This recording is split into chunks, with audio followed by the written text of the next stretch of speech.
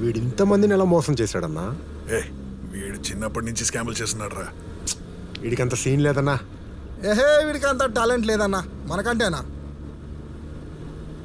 ఏయ్, ఆ బస్ స్టాప్లో ఒక నించున్నాడు చూడు, ఆయన మోసం చేసి 100 రూపాయలు పట్టరా. బండాపురా బండి, ఇదేం పెద్ద మ్యాటర్ కాదు నాకు. 2 నిమిషాలలో 200 సంపాదించి చూపిస్తా చూడు.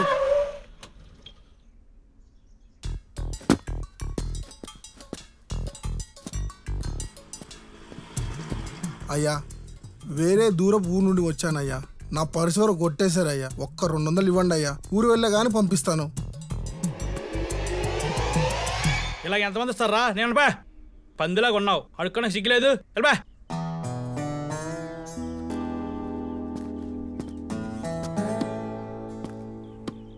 చాలా దూరం నుంచి వచ్చాను, పర్సు పోయిందో 200 ఇవ్వండి అని అడిగావు కదా, ఇచ్చాడా? ఇవ్వలేదు. చేతికి ఏంటది? వాచ్. ఎంత?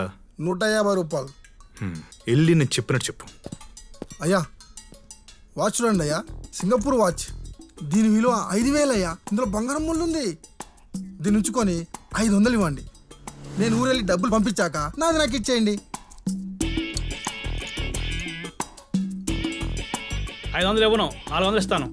సరేనయ్యా.